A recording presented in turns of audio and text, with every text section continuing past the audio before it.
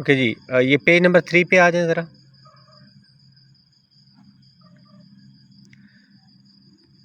Start में ही इसका बड़ा इंपॉर्टेंट क्वेश्चन दिया हुआ है कि एनाबॉलिक स्टीरॉइड्स क्या हैं। ठीक है, बड़ा डोपिंग के हवाले से आपने इसको पढ़ा हुआ है, तो इसका स्पेसिफिक क्या आपने जवाब देना है कि एनाबॉलिक स्टीरॉइड्स। डेफिनेटली इसको आपने रट्टा नहीं लगाना, सिंपल सी बात है। एनाबॉलिज्म और कैटाबॉलिज्म को माइंड में रखना है। एनाबॉलिज्म आपको बताया था कि ऐसे केमिकल रिएक्शन जिसमें छोटे छोटे मालिक्यूल को ऐड किया करके एक बड़ा मालिक्यूल बना दिया जाता है, बिल्ड, उससे क्या होता है, मालिक्यूल बिल्डअप होता है, बड़ा होता है। एनाबॉलिक स्टीरॉइड्स ऐसे हार्मोन्स हैं जो हमारे ग्रोथ हार्मोन कहलाते हैं और हमारे मसल्स के साइज़ और उसकी स्ट्रेंथ को बिल्डअप करते हैं। एनाबॉलिज्म ऐड करना, बिल्डअप करना, ठीक है। और कैटाबॉलिज्म जहाँ पे आएगा वर्ड, उसका मतलब होता है काटना, रिड्यूस करना, कम करना। ठीक हो गया।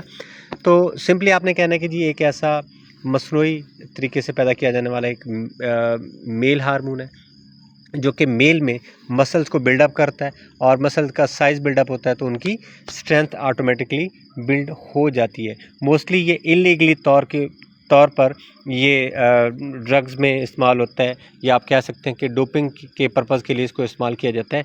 लेकिन नेचुरली जो डॉक्टर्स की एडवाइस है या मेडिकल पॉइंट ऑफ व्यू से डॉक्टर्स भी एनाबॉलिक स्टीरॉइड्स देते हैं। कौन से पेशेंट्स को देते हैं? जो इंतहाई, जिनका शदीद किस्म का स्वेयर मस्कुलर लॉस हुआ हो, जिनके बड़े बड़े आप कह सकते हैं कि मसल्स डैमेज हो गए हों, स्केलेटल सिस्टम फ्रैक्चर्स और जो सॉफ्ट टिश्यूज़ हैं वो डैमेज हो गई हों, तो उनको ये स्टीरॉइड्स देते हैं। नेक्स्ट हमारे पास है जी कि आपने टू द पॉइंट सिंपल छोटा जवाब देना है, ताकि आप जितना बड़ा सवाल करेंगे, बड़ा जवाब देंगे, आप फंस जाएंगे, उसको समराइज़ आप नहीं कर सकेंगे।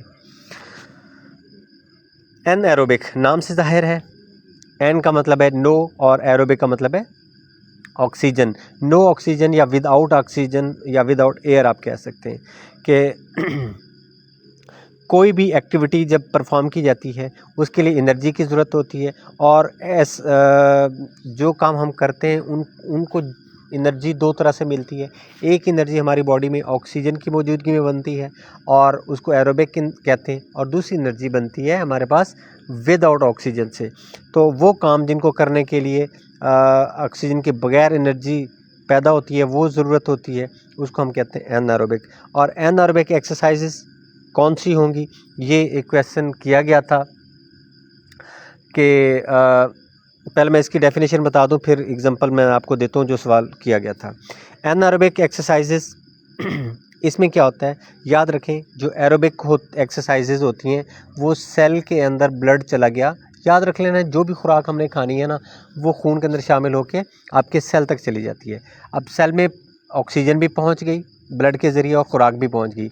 अब वहाँ पे दो जगहों के ऊपर जाती है, एक तो जाती है माइटोकॉन्ड्रिया के अंदर, अच्छा, और वहाँ पे एंजाइम भी मौजूद होते हैं। ऑक्सीजन उस माइटोकॉन्ड्रिया के अंदर एंजाइम की मौजूदगी में उस ग्लूकोज को तोड़ती है और वहाँ पे आपको एनर्जी मिलती है, और फिर कार्बन डाइऑक्साइड और पानी बनता है। ठीक हो गया। कार्बन डाइऑक्साइड वापस उसी ब्लड में आके रेस्पिरेटरी सिस्टम के ज़रिए आप एक्सपायर कर देते हैं। पानी आपकी बॉडी में जो ज़रूरत होती है वो रहता है फंक्शन परफॉर्म करने के लिए ब्लड में भी, और हर सेल लेवल तक भी। जो एक्स्ट्रा होता है वो यूरिनरी सिस्टम के तहत उसको एक्सक्रीट कर दिया जाता है। ये बाय प्रोडक्ट्स हैं। बाकी बनती है हीट आप मसल्स के लिए अपने बॉडी का टेम्परेचर मेंटेन रखने के लिए इस्तेमाल करते हैं, और बाकी जो एनर्जी बनती है वो असल काम की होती है। ये तो हो गया एरोबिक, ऑक्सीजन की मौजूदगी में। अब बाकी जो एनारोबिक काम के लिए माइटोकॉन्ड्रिया के बाहर लेकिन सेल के अंदर जो साइटोप्लाज्म होता है, जैसा कि अंडा एक बहुत बड़ा सेल है, उसकी जो झिल्ली के अंदर जो सफ़ेदी है वो साइटोप्लाज्म है और जो जर्दी है वो न्यूक्लियस है। ठीक है। तो इसी तरह सेल ऐसा ही होता है लेकिन छोटा होता है। उसके साइटोप्लाज्म के अंदर एनारोबिक रेस्पिरेशन होती है, एनारोबिक एनर्जी प्रोडक्शन का एक साइकिल होता है, वो ज़्यादा डिटेल है, क्रेब साइकिल और इलेक्ट्रॉन ट्रांसपोर्ट चेंज, वो आपसे रिलेटेड नहीं है इतनी ज़्यादा। तो आप सिर्फ ये बताएंगे कि वहाँ पे ऑक्सीजन की ज़रूरत के बगैर या विदाउट ऑक्सीजन वहाँ पे केमिकल रिएक्शन होते हैं और वहाँ पे एनर्जी बनती है माइटोकॉन्ड्रिया के बाहर सेल के अंदर साइटोप्लाज्म में। ठीक है जी। तो ऐसी एक्सरसाइजेज जो कम दौरानिए के लिए होती हैं, शिद्दत वाली होती हैं, उनको परफॉर्म करने के लिए जो एनर्जी चाहिए होती है वो चंद सेकंड के लिए होती है और वो एनारोबिक एनर्जी कहलाती है और वो एक्सरसाइजेज एनारोबिक एक्सरसाइजेज कहलाती हैं। जैसा कि इन्होंने वेट लिफ्टिंग किया हुआ है, स्प्रिंट रेसेस किया हुआ है, यानी कि ये पूरी स्टार्ट वाली वीडियो आपने दोबारा देखनी है जो 5-7 मिनट वाली थी एनर्जी सिस्टम वाली, उसको बार बार रिपीट करके देखते रहना है। वो बहुत इंपॉर्टेंट है, आपके बहुत सारे कंसेप्ट क्लियर करेगी और बहुत सारे सवाल उसमें से हल होंगे एनर्जी से रिलेटेड। मुझसे सवाल ये किया गया था कि गेम्स के हवाले से कि आपकी फेवरेट गेम कौन सी है, उस जिसमें से 4-5 गेम्स में से एक थी टेबल टेनिस। टेबल टेनिस के हवाले से वो पेन होल्ड ग्रिप का क्वेश्चन किया गया था और इसके अलावा ये था कि जी इसमें एरोबिक और एनारोबिक एक्सरसाइजेज, ये एरोबिक गेम है या एनारोबिक गेम है। तो ये बड़ा एक टेक्निकल सा सवाल था, तो मैंने कहा जी कि ये मिक्सचर है एरोबिक और एनारोबिक एक्सरसाइजेज का या एक्टिविटी का। तो उन्होंने कहा जी एक्सप्लेन करें। तो मैंने कहा जी कि जब आप एक स्मैश सर्विस करते हैं, आपने एक लम्हे के लिए फुल ज़ोर लगा के आपने एक स्मैश मारा, तो वो एक एनारोबिक एक्टिविटी थी और उसमें आपको 1 सेकंड या 1 सेकंड से कम अरसे के लिए जो आपने फोर्स लगाई आपके मसल ने और उनको डायरेक्ट एनर्जी एटीपी से मिली और वो विदाउट ऑक्सीजन आपको मिली, तो वो एनारोबिक थी। और इसके अलावा अगर आप नॉर्मल डिफेंसिव शॉट्स खेल रहे हैं, आराम आराम से खेल रहे हैं, सुकून से खेल रहे हैं और ज़्यादा रैली चला रहे हैं लंबी देर तक, तो वो आपकी एरोबिक एक्टिविटी शुमार होगी और उसको परफॉर्म करने के लिए आपको जो एनर्जी चाहिए वो ऑक्सीजन की मौजूदगी में मिल रही है। तो ये छोटी छोटी चीज़ें होती हैं, अगर आप इस टेक्निकल चीज़ें एक्सप्लेन कर देते हैं, 1-2 सवाल भी अच्छे से टेक्निकली आप एक्सप्लेन कर देते हैं, तो आप क्रैक कर लेते हैं इंटरव्यू। इंटरव्यू क्रैक करना एक फ़न है, तो जो आपको टेक्निकली अच्छा सवाल आता है उसको समराइज़ करें, अच्छे से एक्सप्लेन करें, वही आपका एक प्लस पॉइंट होता है। अच्छा, उसके बाद फिर ये एनोवा और एनालिसिस ऑफ वेरिएंस, एनकोवा और एनोवा, इनकी अच्छी वाली डेफिनेशन जो आपको एक मैम ने आई थिंक के वीडियो थी एनोवा के हवाले से वो सेंड की थी, उसको लाजमी आप लोगों ने देखना है।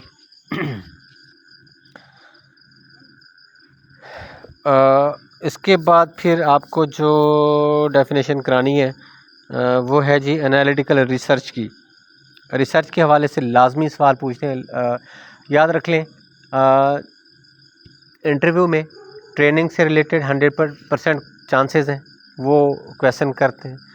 अच्छा, उसके बाद फिर न्यूट्रिशन से रिलेटेड, साइकोलॉजी का क्वेश्चन और ये आपकी रिसर्च की टाइप्स और रिसर्च से रिलेटेड ये सवाल लाजमी करते हैं।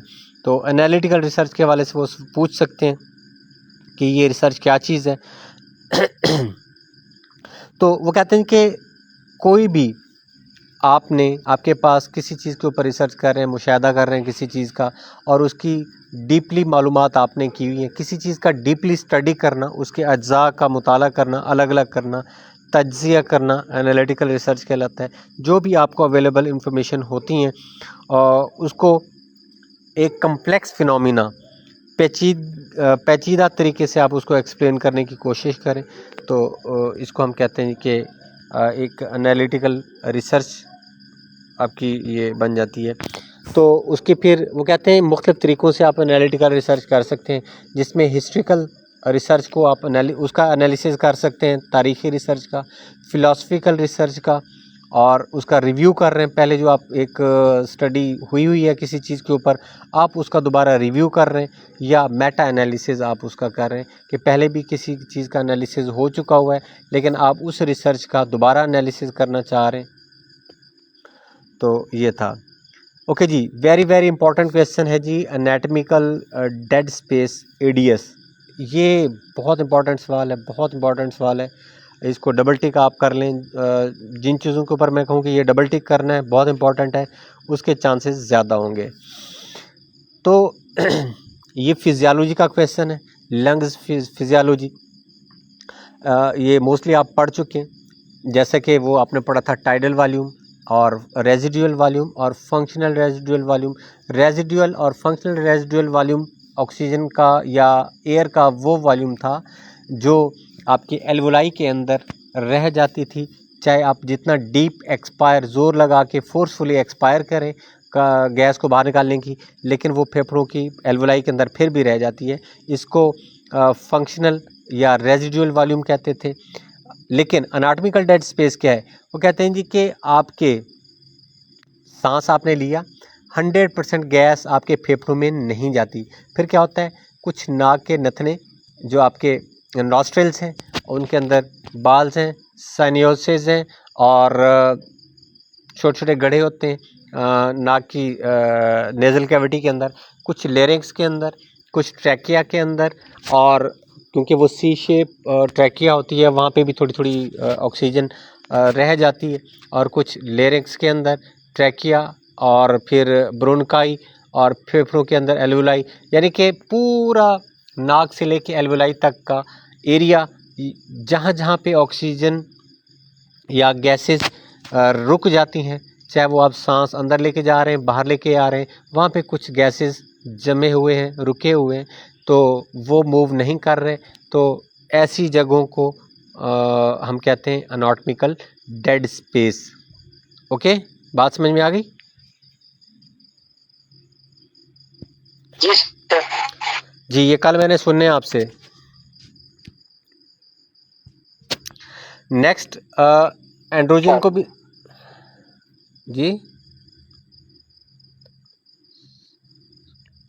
जी सर, इंशाल्लाह सुनाएंगे सर। जी, एंड्रोजन के हवाले से, एंड्रोजन वो कहते हैं जी कि एक ऐसा, ये भी एक मर्दाना हार्मोन है जो कि मसल्स को टेस्टोस्टेरोन के साथ एंड्रोजन होता है, मसल को बिल्डअप करने की सलाहियत रखता है। उसके बाद है जी एनीमिया के हवाले से, ये इंपॉर्टेंट सवाल है, ये पूछा जा सकता है कि एनीमिया क्या है। वो कहते हैं कि रेड ब्लड सेल्स की कमी या रेड ब्लड सेल्स के साथ हेमोग्लोबिन की कमी को हम कहते हैं जी कि एनीमिया। और फिर इससे रिलेटेड सवाल पूछ सकते हैं कि किस चीज़ की वजह से होती है, किस विटामिन की कमी की वजह से हो सकती है। तो विटामिन B6, B9 और B12 की कमी से एनीमिया मुख्तलिफ़ किस्म का हो सकता है। और इसको नेचुरल फूड और ख़ास तौर पे कलेजी वगैरह, मीट और जो विटामिन्स वगैरह हैं, मल्टीविटामिन्स, ये दे के इसकी कमी को पूरा किया जा सकता है।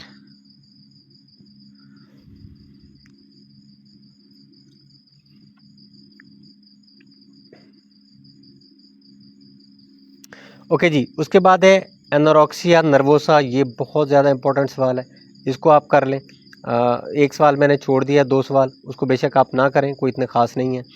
तो अगर कर लेंगे तो आपका उसमें फ़ायदा ही है, कंसेप्ट क्लियर हो जाएगा। लेकिन ये चूँकि बहुत ज़्यादा हैं तो मैं सिर्फ इम्पोर्टेंट वाले करवाने हैं। जी, ये बिब्लियोग्राफी वाला करवा दें। बिब्लियोग्राफी वगैरह आई थिंक ये लाइब्रेरी साइंस से रिलेटेड कोई चीज़ है। ये हमारे, मेरा नहीं ख्याल कि कोई इतना ज़्यादा इंपॉर्टेंट है। वैसे आप खुद पढ़ लीजिएगा। बिब्लियोग्राफी हम किसी एक लिस्ट को कहते हैं जो कि जैसा कि आप इसके पेजेस की स्टार्ट पे आप देखते हैं टॉपिक के नाम, उसके आगे पेज नंबर लिखे होते हैं, तो इसको आप बिब्लियोग्राफी भी कह सकते हैं। या बुक के एंड में आपके पास जो मेन हेडिंग्स होती हैं किसी भी उसकी, या मेन डेफिनेशंस के टॉपिक होते हैं, वो एंड के ऊपर बिब्लियोग्राफी लिख के उसके ऊपर वो पूरी फहरिस्त लिखी होती है और उसके आगे पेज नंबर लिखे होते हैं कि फ़लाँ फ़लाँ पेज के ऊपर ये चीज़ एक्सप्लेन की गई है। ओके, एनोरेक्सिया नर्वोसा बहुत इंपॉर्टेंट टॉपिक है। ये क्या चीज़ है? तो हम बेसिकली देखते हैं कि जी ये ऑक्सीजन से रिलेटेड ना हो, ठीक है, ऐसा नहीं है। तो ये क्या है, ये एक ईटिंग डिसऑर्डर है। खाने पीने में आपको एक डिसऑर्डर होता है, ख़राबी होती है। अच्छा, एक ऐसा पर्सन जो कि शदीद तरीके से वो खुराक को अंदर नहीं लेके जा सकता, ठीक है, और क्या होता है कि बहुत कम खाता है। और अक्सर आप लोगों ने ऐसे देखे होंगे, कुछ बच्चे होते हैं बहुत ज़्यादा खाना नहीं खा पाते, ठीक है, या बड़े भी होते हैं तो थोड़ा सा खाते हैं, उसके बाद कहते हैं कि हमसे खाया नहीं जाता। तो उनका बॉडी वेट बहुत कम होता है और फैट तो बिल्कुल उनकी में ना होने के बराबर है, क्योंकि वो चीज़ें उनकी बॉडी एक्सेप्ट ही नहीं करती, उनसे खाया ही नहीं जाता। तो ये जो ख़राबी है इसको हम कहते हैं एनोरेक्सिया नर्वोसा। नेक्स्ट हमारे पास है जी एंथ्रोपोमेट्री। एंथ्रोपोमेट्री ये 12 पहले भी डिस्कस की जा चुकी है, मेरा भी रिसर्च का टॉपिक था किसी दौर में। तो ये पोमेट्री हम कहते हैं, मेट्री का मतलब है मेजरमेंट करना, ठीक है, और एंथ्रो हम कहते हैं कि हमारे स्केलेटल सिस्टम से रिलेटेड चीज़ें, बोन्स एट्सेट्रा।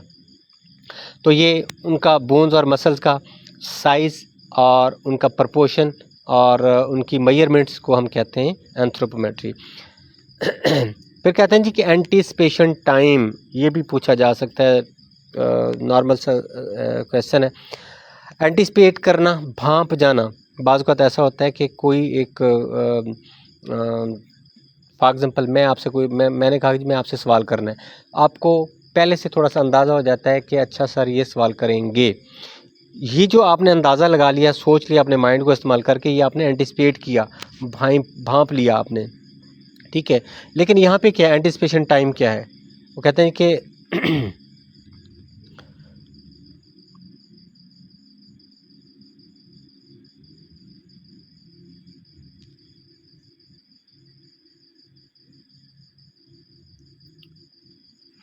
आवाज नहीं आ रही सर।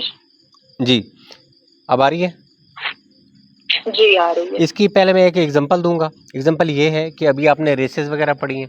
रेसेस का जो स्टार्ट होता है, जैसे कि फायर होता है, तो फायर की आवाज़ सुन के अपने सेंसेस को इस्तेमाल करके उसको भांप लेना कि अच्छा ये अब फायर हुआ है, और उसका रिएक्ट करना किसी भी काम के हवाले से, इसको आप कह सकते हैं जी ये उसका एंटिसिपेशन टाइम था, ठीक है। यहाँ पे जो डेफिनेशन है वो ये कहते हैं कि मोटर बिहेवियर है, मोटर बिहेवियर टास्क है using a track way with lights mounted at close interval, कुछ ख़ास फासले के ऊपर।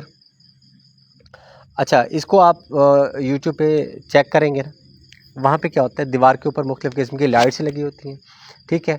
अच्छा, अब वो एक पूरा एक जिस तरह बोर्ड है, उस बोर्ड के ऊपर मुख्तलिफ़ किस्म की लाइट्स लगी होती हैं।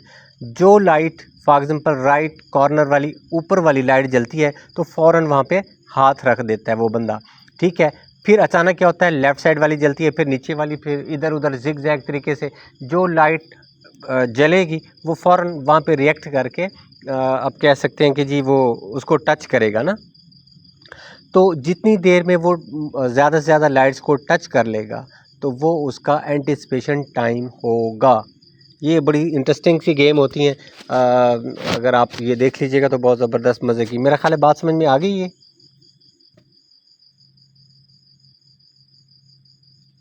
Yes sir. हाँ जी, ये एक फॉर एग्जांपल हम कह सकते हैं जी 20 लाइट्स एक लगी हुई हैं, बल्ब लगे हुए हैं, या कोई और बड़ी खूबसूरत सी लाइट्स लगी हुई हैं। अच्छा, अब उनके पीछे जो भी बंदा खड़ा हुआ है वो उनके उसके पास 20 बटन है। अच्छा, जिस बटन को वो प्रेस करेगा, फॉर एग्जांपल वो दरमियान वाला बटन है, तो जो बंदा उस बोर्ड के सामने खड़ा हुआ है, जो भी लाइट रोशन होगी उसके ऊपर वो उसको टच करेगा। जितनी देर में टच करता है ये उसका टाइम नोट किया जाता है। फिर ऊपर वाली, लेफ़्ट वाली, इधर उधर पूरी 20 में से पता नहीं अब कौन से नंबर वाली पहले, बाद में, फिर इधर उधर। तो जो लाइट रोशन होती जाएगी वो उस लाइट के ऊपर उसको टच करता जाएगा, और इस फॉर एग्जाम्पल हम कहते हैं जी कि उसका टाइम नोट किया जाएगा। 20 लाइट्स 20 दफ़ा वो टच करता है, कितने सेकंड में टच कर पाता है, और दूसरे बंदे का मुकाबला किया जाएगा, फिर तीसरे का, फिर चौथे का। हर एक बंदे का एंटीसिपेशन टाइम इस तरह से मेजर किया जाता है। ओके जी, उसके बाद एंटी ड्यूरेटिक हार्मोन, ये आपने उसमें एंडोक्राइन सिस्टम में पढ़ा हुआ है कि अगर एक्सक्रीटरी सिस्टम के तहत पानी की मिकदार जिस्म से पानी ज़्यादा एब्जॉर्ब करके जा रहा हो तो ये एंटी का मतलब है मुखालिफ डायरेटिक, जो एक ऐसा हार्मोन है जो हमें यूरिन की प्रोडक्शन बनाता है, और एंटी ADH हार्मोन वो उसको जाके रोकता है, उसको विज़ॉप्सिन भी कहते हैं। कि बॉडी में अभी पानी की ज़रूरत है तो उसको दोबारा रीअब्जॉर्ब करवा लिया जाता है, और ये पिट्यूटरी ग्लैंड से के पोस्टीरियर रूप से निकलने वाला एक हार्मोन है जो कि पानी की रीअब्जॉर्प्शन करता है किडनी के फिल्ट्रेशन के दौरान।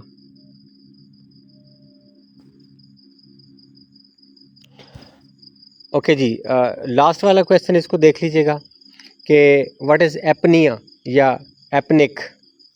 ठीक है, एपनिक या एपनिया क्या है? तो सिसेशन ऑफ ब्रीदिंग, किसी का सांस रुक जाना। सिसेशन हम कहते हैं रुक जाना, बंद हो जाना। तो ये सिसेशन वैसे मौत को भी कहते हैं, मारने को भी कहते हैं, रुकने को भी कहते हैं। किसी का सांस रुक जाना उसको आप एपनिया कहते हैं। ओके जी, उसके बाद है अब रिसर्च की टाइप आ रही है जी, अप्लाइड रिसर्च। बेसिक रिसर्च जो आपने की हुई है, जो इन्फॉर्मेशन आपकी है किसी भी मसले का हल निकालने के लिए, उसको जब अप्लाई किया जाएगा, रिसर्चर उसको अप्लाई करता है। ठीक है, एक ख़ास वक्त के लिए, तो उसको हम कहते हैं कि ये अप्लाइड रिसर्च है।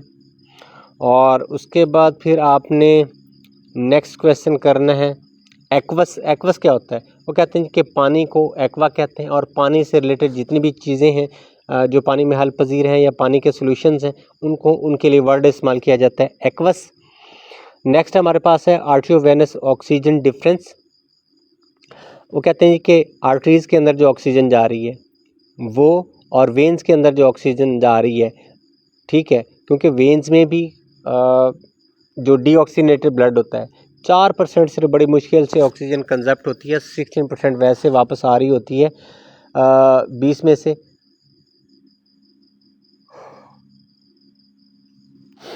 तो दोनों में मौजूद जी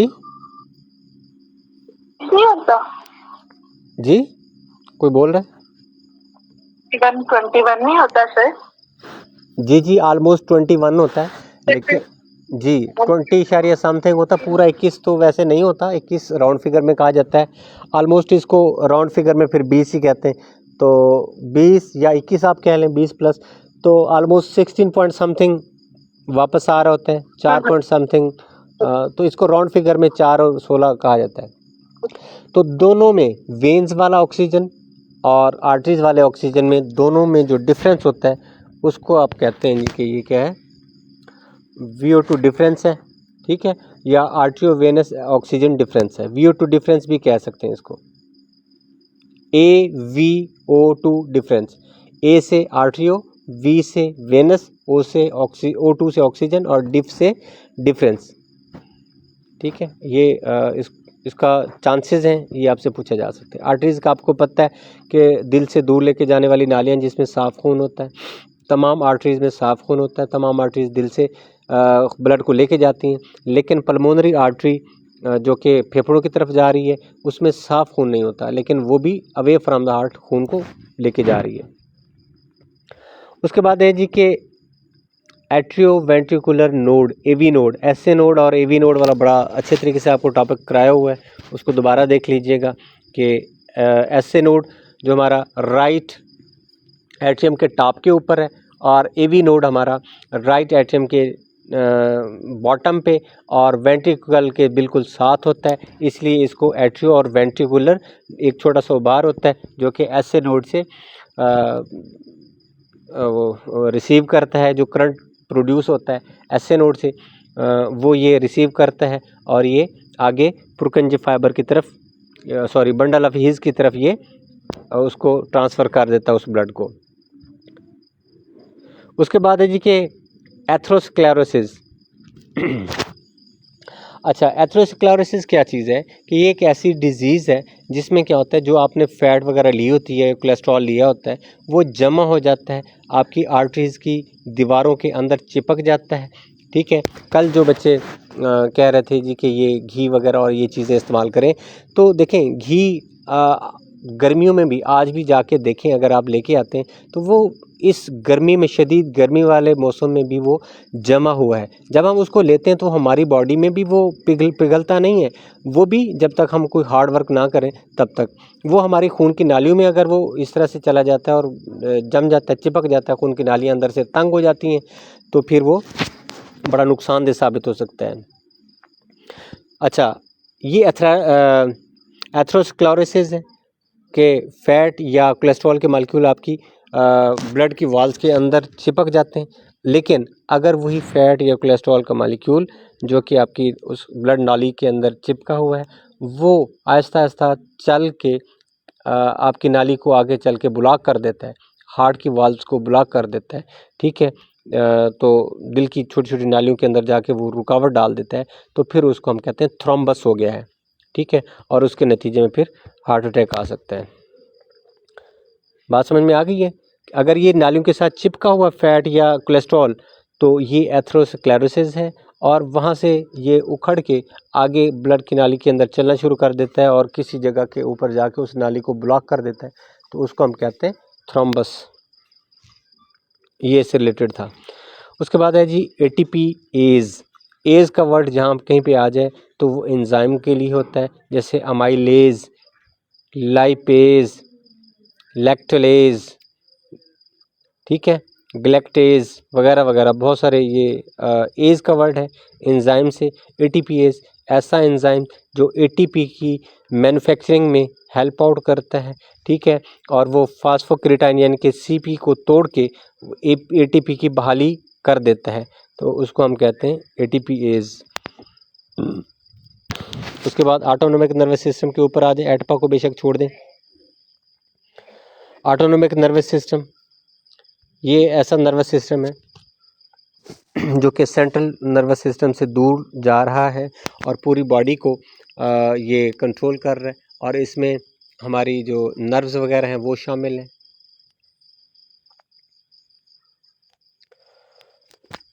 उसके बाद आपके पास आ जाता है जी बैलेंस की डेफिनेशन आपसे पूछी जा सकती है। एबिलिटी टू कंट्रोल और stabilize your equilibrium while moving और स्टेइंग स्टिल। अगर आप हरकत कर रहे हैं या खड़े हुए हैं तो आपकी वो सलाहियत कि आप अपना पोस्चर और अपना बैलेंस इक्विलिब्रियम को बरकरार रखे हुए, स्टेबल रखे हुए, तो वो आपका बैलेंस है। अगर आपने स्टैटिक हालत में, रुकी हुई हालत में उसको मेंटेन किया हो तो वो स्टैटिक इक्विलिब्रियम आ जाता है। अगर आप चलते फिरते हरकत की हालत में इक्विलिब्रियम आपने मेंटेन किया हुआ है तो उसको हम कहते हैं डायनामिक इक्विलिब्रियम। उसके बाद है जी के बैलिस्टिक स्ट्रेचिंग को भी देख लीजिएगा। वैसे बैलिस्टिक का मतलब होता है बड़ी ज़ोरदार और बाउंस आप कह सकते हैं उसको, कि तेज़ी के साथ, जैसे इलास्टिक को आप खींचते हैं या रबड़ बॉल को ज़ोर से मारते हैं तो वो बाउंस करके वापस रिबाउंड होती है। तो कोई भी आप स्ट्रेचिंग करते हैं, फॉर एग्जांपल इलास्टिक की ऐसे चीज़ें होती हैं जो कि दीवारों के साथ, मशीनों के साथ चिपकी हुई होती हैं, आप तेज़ी के साथ उनको आप खींचते हैं, ठीक है, और फिर वापस वो अपनी हालत में चली जाती हैं। तो बैलिस्टिक का मतलब यही है कि आपने स्ट्रेचिंग जो अपनी मसल्स की कर रहे हैं, मसल्स को खिंचाव डाल रहे हैं मसल्स के ऊपर, और वो बड़ी तेज़ी के साथ क्विकली कर रहे हैं। मोस्टली ये स्टैटिक स्ट्रेचिंग करवाई जाती है बिगनर्स को, लेकिन जो बॉक्सिंग के प्लेयर्स, रेसलिंग के या किसी रग्बी वगैरह के प्लेयर्स हैं, तो एजिलिटी वाली गेम्स में जिसमें स्ट्रेंथ भी ज़्यादा लगती है, तो उसमें उनको बैलिस्टिक स्ट्रेचिंग करने की ज़रूरत होती है।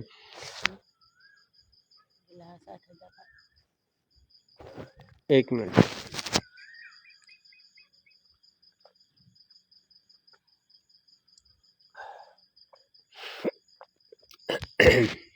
उसके बाद है जी बैरोमेट्रिक एटमॉस्फेरिक प्रेशर।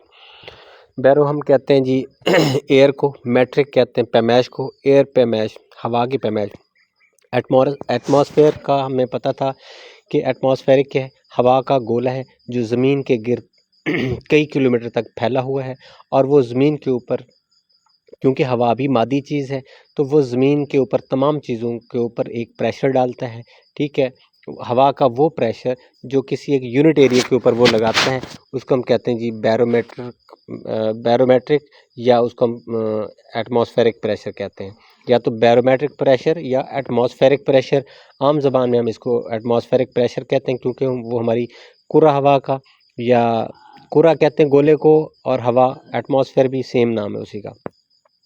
तो कहते हैं कि अगर समंदर के ऊपर, सतह समंदर के ऊपर आप किसी एक बर्तन के ऊपर, ये पहले भी शायद बताया था, एक ऐसा बर्तन जो 1 मीटर गहरा हो, 1 मीटर चौड़ा, 1 मीटर ऊंचा हो, ठीक है, और उसमें पानी भर दिया जाए और उसके अंदर आप मेजरिंग टेप या कोई मीटर रॉड या कोई इस तरह की चीज़ आप लटका दें, तो आप देखेंगे या एक ऐसा रॉड जिसके ऊपर शीशे की बनी हुई कोई ट्यूब आप कह लें, जो दोनों तरह से ओपन होती है, उसके ऊपर रीडिंग लिखी होती है सेंटीमीटर्स में। अगर वो उस पानी के सेंटर में डिबो के खड़ी कर दें तो क्या होगा कि पानी के हर तरफ हवा जो है एक प्रेशर लगा रही है, और उस प्रेशर की वजह से पानी के अंदर वो जो आपने शीशे की नली खड़ी की हुई है, जो कि 1 मीटर या उससे ज़्यादा लंबी हो सकती है, उसमें जब आप देखते हैं कि पानी उस नली के ऊपर चढ़ना शुरू हो जाता है, और कहाँ तक चढ़ता है, वो एटलीस्ट 76 सेंटीमीटर तक ऊपर चढ़ के आ जाता है। सेंटीमीटर में करेंगे तो 76 सेंटीमीटर, और मिलीमीटर में करेंगे तो 760 मिलीमीटर पॉइंट्स तक वो पानी ऊपर आ जाता है। इससे हमें पता चलता है कि वो जो हवा है वो पानी के ऊपर जो दबाव या प्रेशर डाल रही है वो 76 सेंटीमीटर mm ऑफ Hg है।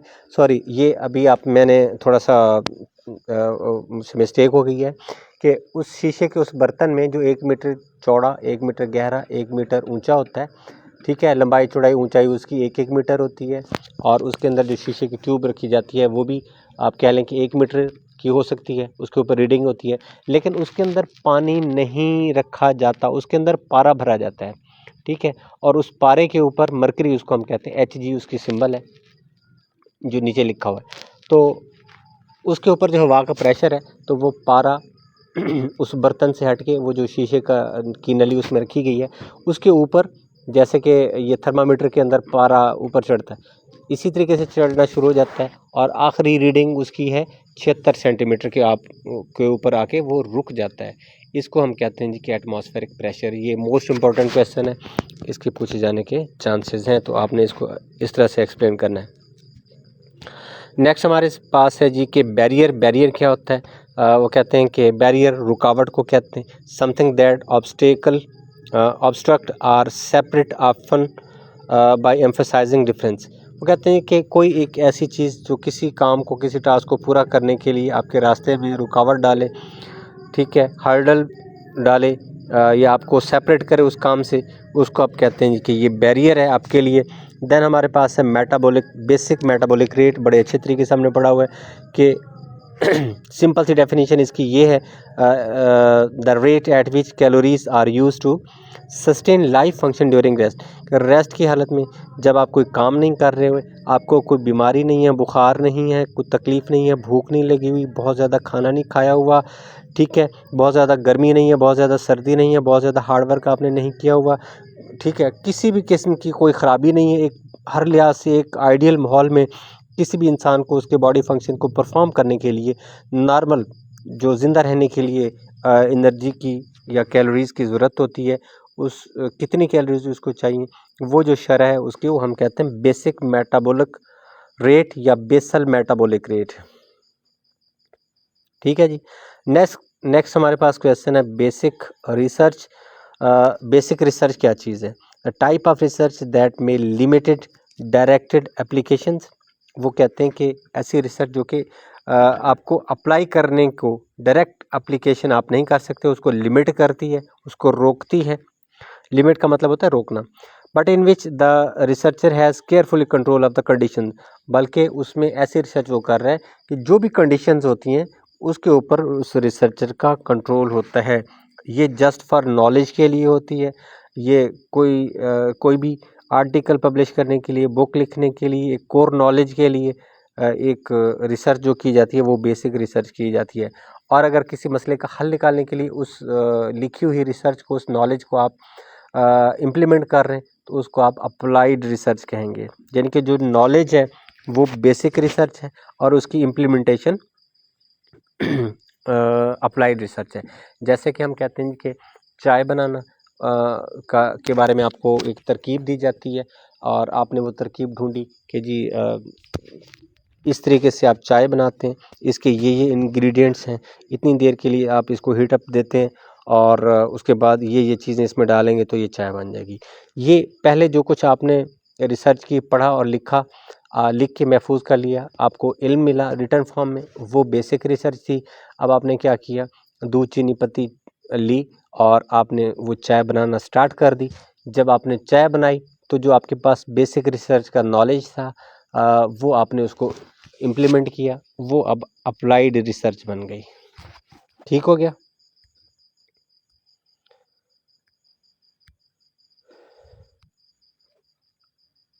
ओके जी। जी सर। जाग रहे हैं आप लोग? जी सर। सारे लोग ही, कुछ सो तो नहीं गए? जी सर। सो गए, अच्छा जी सर। ओके, जाग जाएं। आवाजें हैं सर के जैसे ये लोग सो चुके हैं। हाँ जी, हाँ जी। नो मैम, मैं सुन रही हूँ। बस हीरा ये सुन रही है क्योंकि हीरा लेट आए हो ना जैसे को बाकी जी मैम, लाइट का ना बहुत ज्यादा इशू हो रहा था, कोई प्रॉब्लम चल रही थी ना। और ये लोग सो चुके हैं। नो मैम, सुन रहे हैं। अब अतिया और चलो मैं अटेंडेंस ले लेती हूँ। मैं विश absent. Yes ma'am. Absent. Farhat absent. Iram Shahzadi. जी मैम। सर फरहत सो गई है। इरम शौकत। Yes ma'am. सदाकत भाई। सर सदाकत भाई बच्चों को सुलाते ये भी सो चुके हैं। शाजिया मस्तूर ये भी सो चुकी हैं। Sumbul Mahmood. Yes ma'am. Sir सारे जाग रहे हैं, सर सदाकत भाई सोए हुए हैं। मैम, आपसे ना थोड़ा सा ये पूछना था कि कोई आइडिया है ये रिजल्ट इंटरव्यूज के कब तक आने हैं, ये जो देख कर आए थे हम लोग, ये इंटरव्यू के कह दिया टेस्ट का। अच्छा, ये रोज कहते हैं किसी टाइम भी धमाका हो जाएगा क्योंकि आप लोगों के साथ जो पेपर हुआ था ना वो शेड्यूल उनका रिजल्ट आ चुका है। जी मैम। ओके, बस आप लोग दुआ करें कि आपकी तैयारी तब तक कंप्लीट हो जाए और टाइम बिल्कुल भी वेस्ट ना करें। ये ना सोचें कि अभी कोई अता पता नहीं, अचानक कुछ हो सकता है। सर कल आपने ए लैक्टिक एसिड को एक्सप्लेन किया था, इसको काइंडली रिपीट कर दें। Very good. मेरा ख्याल है कि 50 दफ़ा ये लैक्टिक इलेक्ट्रिक का वर्ड इस्तेमाल हो चुका है। और वो जो मैं अभी थोड़ी देर पहले कहा था कि वो स्टार्ट में ही आपको वो वीडियो रिकॉर्ड करके सेंड की थी, वो किधर है? वो आपने सुननी है, उसमें लैक्टिक इलेक्ट्रिक बड़े अच्छे तरीके से एक्सप्लेन किया हुआ है। सर सुनी है तो ये जो परसों आपने लेक्चर सेंड किया ना ये उसमें मिसिंग है, ये वाला नहीं था। और सर आपने इलिया के बारे में बोला था ना, तो ये इनके बारे में भी बता दें कि ये कौन से गेम्स होंगी। हमने तो ये सोचा था कि ये इंडिविजुअली जो गेम परफॉर्म करते हैं वो होंगी, इसके बारे में आप अगर बता दें तो।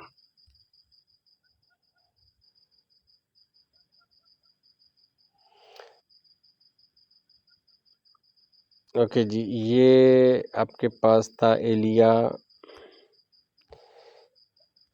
जी। ये वो कहते हैं कि जी one of the 4 classification categories of game. वो कहते हैं जी कि गेम्स की अगर क्लासिफिकेशन करें, फॉर एग्जांपल 4 क्लासिफिकेशन या 4 कैटेगरीज में गेम्स को आप अलग अलग करते हैं, उसकी क्लासिफिकेशन करते हैं। In which the player has no control over the outcomes. तो ऐसी गेम्स जिसमें प्लेयर का कोई कंट्रोल नहीं होता कि उसका आउटकम क्या आएगा, और वो टोटली लक उसके ऊपर डोमिनेंट होती है। ठीक है, तो उन गेम्स को के हवाले से कहते हैं कि एलिया एक टर्म इस्तेमाल की जाती है। और मैंने आपके ज़िम्मे ये काम लगाया था, उल्टा आपने मुझसे पूछ लिया। मुझे वैसे याद नहीं करवाते आप लोग कि कल मैंने क्या कहा था। मुझे याद है कि आपके ज़िम्मे काम लगाया था कि जी आपने वो गेम्स एक एक गेम सर्च करके आनी है कि वो कौन सी गेम्स हैं जिनके ऊपर लक डोमिनेट करती है। जी सर इसमें हेड टेल आएगा जी और लूडो जी। और जो और व्हील वाली होती है, रोटेटिंग व्हील वाली, वो आएगी इसमें। कौन सी वाली? व्हील नहीं, जो व्हील को रोटेट करते हैं फिर वो आके उस पे रुकता है, तो फिर वो कहीं पे प्राइस होते हैं। जी जी जी जी, बिल्कुल बिल्कुल। हाँ जी, वो व्हील जिसके ऊपर वो एरो लगाते हैं। ठीक है, ये अक्सर आप ये फाद मुस्तफ़ा के शो में, जैसा कि लॉटरी सिस्टम जी और ये उसमें नहीं था रिसर्च में व्हील वाला। जी जी, ये लोग फाद मुस्तफ़ा का शो बहुत ज़्यादा देखते होंगे हम। तो उसमें वो व्हील घुमाते हैं और एक जगह के ऊपर वो एरो मारते हैं, वो लक ही है ना कि अच्छा इस जगह के ऊपर इस नंबर के ऊपर लगेगा तो आपके लिए कार है, इस नंबर के ऊपर लगेगा तो आपके लिए कुछ नहीं है। ठीक है, ये हो गया। लूडो आप खेलते हैं, उसमें आपका कोई कंट्रोल नहीं होता कि आप इस तरह से खेलेंगे तो आपका छक्का आएगा, इस तरह से खेलेंगे तो आपका एक आएगा, ज़ीरो आएगा, ऐसा नहीं होता।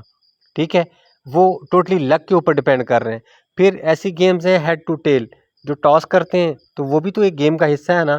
तो उसमें आप हेड या टेल, आपने हेड मांगा, ठीक है, तो कोई पक्की बात नहीं है कि हेड ही आएगा, वो उसके ऊपर लक डोमिनेट कर रही है। सर जो कार्ड खेलते हैं ये कार्ड भी इसमें आएंगे? जी, कार्ड्स की बहुत ज़्यादा गेम्स हैं। मोस्टली ये जिस तरह से हम कार्ड डिवाइड करते हैं, तो डिवाइड करने वाले को कोई पता नहीं होता। थोड़ी सी उसमें चालाकियाँ तो हो सकती हैं, लेकिन ये कोई नहीं पता होता कि जी इसके पास इक आएगा, इसके पास किंग आएगा, क्वीन आएगी, क्या आएगा, कौन सा नंबर आएगा, कलर आएगा, अनकलर आएगा, कौन सा होगा। तो ये टोटली लक के ऊपर डिपेंड कर रहा होता है। सर जी आप भी एक गेम का मोस्टली नेम लेते हैं, वो भी इसी में आएगी? कौन सी गेम? वो सर वो जिसमें बादशाह होता है। अच्छा, चेस। नहीं, उसमें लक नहीं, उसमें अकल चाहिए होती है। उसमें जो बंदा जितना, वो कहते हैं ना कि बड़ा शातिर है, तो शतरंज खेलने वाले को शातिर भी कहते हैं। तो जो बंदा ज़्यादा अच्छा स्किलफुल शतरंज हो, वो मतलब एक मुझे भी बस इतनी आती है कि एक गेम, एक फिज़िकल एजुकेशन के होने के नाते चलिए ये गेम खेली जाती है, लेकिन वो बहुत ज़्यादा उसमें एक पैसिव गेम है, बैठ के खेलने वाली। हमें ज़रा वो प्रैक्टिकल गेम ज़्यादा अच्छी लगती हैं। तो वो उसमें तो बहुत ज़्यादा दिमाग लगता है, बहुत सोचना पड़ता है, सोच समझ के खेली जाने वाली गेम है। जी सर। ओके जी, कहाँ पे थे हम? सर जी साढ़े बीटा ऑक्सीडेशन करना था। बीटा से करना था। ओके, बीटा को आप बेशक छोड़ दें, बाइकार्बोनेट आयन इसको भी केमिस्ट्री से रिलेटेड कोई इतना ख़ास नहीं है। HCO3 सोडियम बाइकार्बोनेट जो हमारा बेकिंग पाउडर है, घरों में इस्तेमाल होता है, उसकी एग्जांपल आप दे सकते हैं। बायो एनर्जेटिक्स, ये आपसे पूछा जा सकता है। वो कहते हैं कि energy transformation in living organism, कि जानदारों के अंदर जो एनर्जी बनती है और वो एक शक्ल, ट्रांसफॉर्म हम कहते हैं, एक शक्ल से दूसरी शक्ल में तब्दील हो जाने को ट्रांसफॉर्म कहते हैं। और एनर्जी अगर एक शक्ल से दूसरी शक्ल में तब्दील हो रही है, तो एनर्जी शक्ल तब्दील करती है अपनी?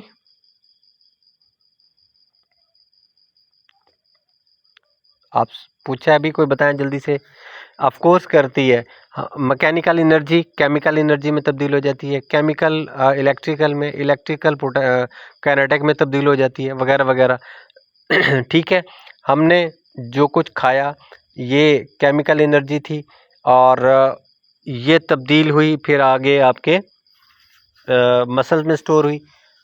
एटीपी केमिकल एनर्जी है, और फिर ये तब्दील हुई हीट एनर्जी में या काइनेटिक एनर्जी में, जो मसल फंक्शन परफॉर्म करते हैं। तो एनर्जी का एक शक्ल से दूसरी शक्ल में तब्दील हो जाना एनर्जी ट्रांसफॉर्मेशन कहलाता है, और इस चीज़ की स्टडी को बायो एनर्जेटिक्स कहते हैं। देन आ जाता है बायोमैकेनिक्स। बायोमैकेनिक्स की आपको स्टडी पता है, जानदारों के ऊपर फिज़िक्स के उसूलों को अप्लाई करना, ख़ास तौर पे इंसानों के ऊपर, और उन इंसानों के ऊपर जो कि स्पोर्ट्स में हिस्सा लेते हैं। फिर बायोमैकेनिक्स की ये डेफिनेशन दूसरी आ गई, बायोप्सी। आपने कहा कि जी लिविंग टिश्यू का किसी ख़ास पर्पस के लिए एग्जामिनेशन या मुआयना या मुताला करना, ये बायोप्सी कहलाता है। और इससे रिलेटेड एटॉप्सी था कि अगर डेड पर्सन है, फॉर एग्जांपल रिसेंटली बड़ी बेहतरीन एग्जांपल आपको मिल जाएगी, आमिर लियाकत साहब की डेथ हो गई, और उसके बाद किसी को कोई शक हुआ, उसके घर वालों को, कि जी इसको कहीं किसी ने कोई जहर ना दिया हो या किसी गलत तरीके से इसकी मौत ना हुई हो। तो अदालत ने उसका पोस्टमार्टम करने का हुक्म दिया था, तो उसका पोस्टमार्टम किया गया। अब वो चूंकि उसकी tissues no sir, no sir. जी है उसका पोस्टमार्टम के लिए उसकी फैमिली ने रिस्ट्रिक्शंस लगा दी थी कि हम नहीं करवाना चाहते, जिसके ऊपर किसी शहरी ने एप्लीकेशन दी थी कि ये जो है वो नेचुरल डेथ नहीं है, जिसके ऊपर जो है पोस्टमार्टम होना चाहिए। तो उसको पटिशन दायर करवाई थी किसी ने ना, अननाउन ने, और फिर उसके बाद कोर्ट ने कह दिया कि होगी। देन उसकी जो एक्स वाइफ थी और उनके बच्चे, उन्होंने अगेन एप्लीकेशन दी, क्योंकि हमने तो जब कह दिया है और पुलिस को भी कोई ऐसे एविडेंस रूम से नहीं मिले तो नहीं होना चाहिए, क्योंकि कब्र कुशाई दोबारा नहीं होनी चाहिए। ओके तो वो नहीं। ठीक है, थैंक यू। मैंने बस वो खबर सुनी थी, उसके बाद 1-2 दिन मैंने ये न्यूज़ नहीं सुनी, तो मुझे था कि शायद वो अदालत का हुक्म है तो किया होगा। फॉर एग्जांपल अब अगर वो उसकी डेड बॉडी को निकाल के उसके टिश्यूज़ का एग्जामिनेशन करते कि जी इसमें कुछ जहर है, कोई केमिकल्स इसको दिया गया या किसी भी वजह से इसकी डेथ हुई है, तो मुर्दा टिश्यू का मुताला करना ऑटोप्सी कहलाता है। ओके जी, उसके बाद आप आ जाएं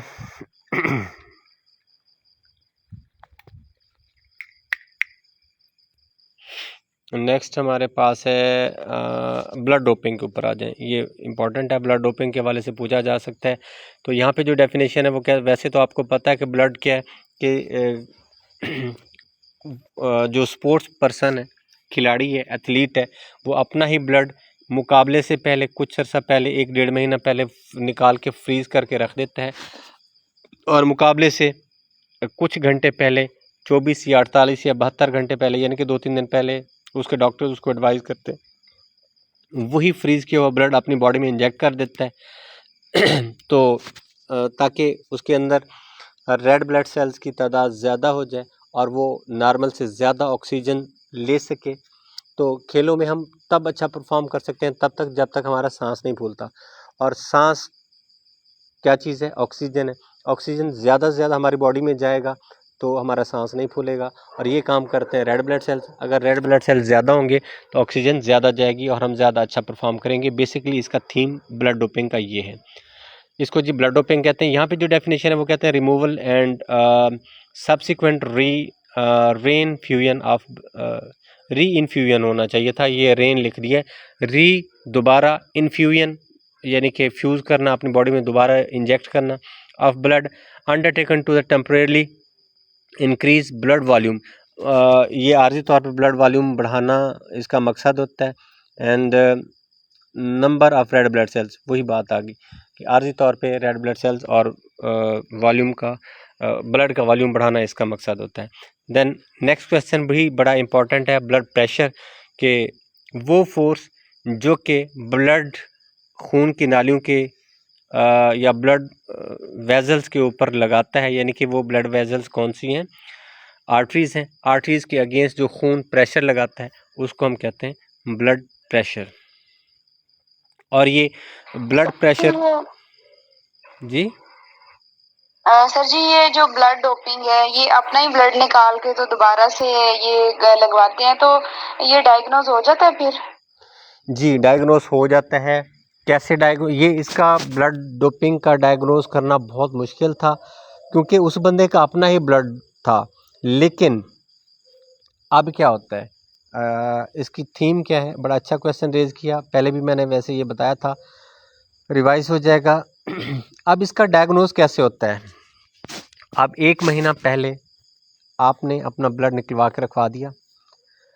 आपको पता है कि रेड ब्लड सेल्स की एज होती है, प्लेटलेट्स की एज होती है, और जो आपके वाइट ब्लड सेल्स हैं उनकी भी एज होती है। 120 डेज रेड ब्लड सेल्स की होती है, और कोई हफ्ता 10 दिन आई थिंक ये होती है वाइट ब्लड सेल्स की। प्लेटलेट्स की थोड़ी सी और होती है। वो जब ब्लड फ्रीज करके रख दिया जाता है तो वो पुराना ब्लड हो जाता है, और बॉडी से ब्लड चला गया तो उसकी जगह पे नया ब्लड फौरी तौर पे बनना शुरू हो जाता है, ताकि जो कमी हुई है उसको पूरा किया जा सके। 1 महीने तक नया ब्लड बन जाता है, और वो नया ब्लड जो बनता है उसमें रेड ब्लड सेल्स भी हैं, वाइट ब्लड भी हैं, और प्लेटलेट्स भी हैं। ठीक है, अच्छा, अब जो पहले वाले सेल्स होंगे उसके ब्लड में, red blood cells for example, वो 3-3 महीने के होंगे। अब वाले 1 महीने के थे। ठीक है, अब जो पुराना ब्लड उसने निकाल के रखा उसमें भी उसकी क्योंकि फ्रीज हुई थी उसकी एज और उसकी शेप या जो भी आप कह लें थोड़ा सा उसमें तब्दीली होगी। तो एज के लिहाज से उनका फंक्शन का परफॉर्म करना, उनकी शेप, उनकी शक्ल जो भी है वो थोड़ी सी डिफरेंट होगी जब ब्लड का इंतहाई बारीक बीनी से ये मुआयना किया जाता है। रेड ब्लड सेल्स 3 तरह के उस ब्लड में देखने को मिलते हैं। उनकी शेप के लिहाज से कुछ बिल्कुल फ्रेश 1 महीने के होते हैं, कुछ 3 महीने के, कुछ उससे भी ज़्यादा के होते हैं। ठीक है, तो इससे इस तरह से फिर अंदाज़ा लगाया जाता है कि जी इस बंदे ने ब्लड डोपिंग की हुई है।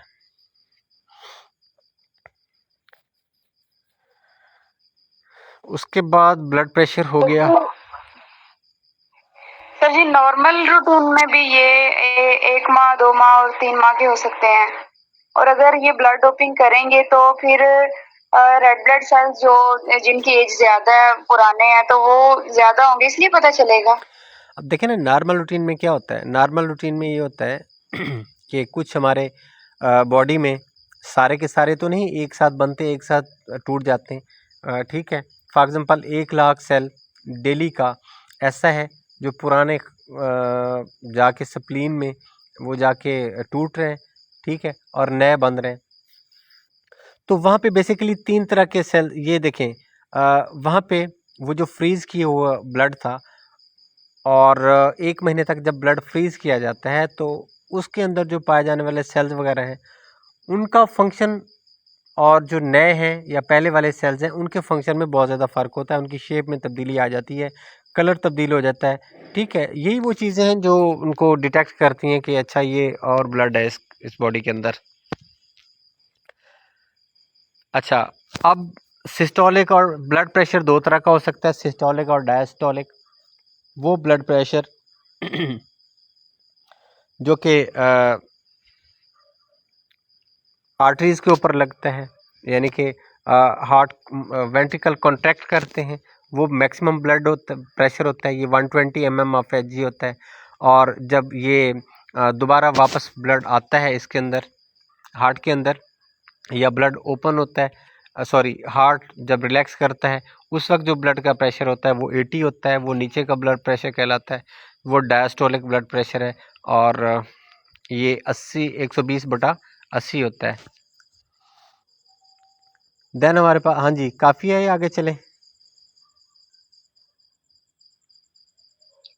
सर जी आज के लिए काफी है। आज के लिए कॉफ़ी है, ओके जी, चलें आज के लिए कॉफ़ी है।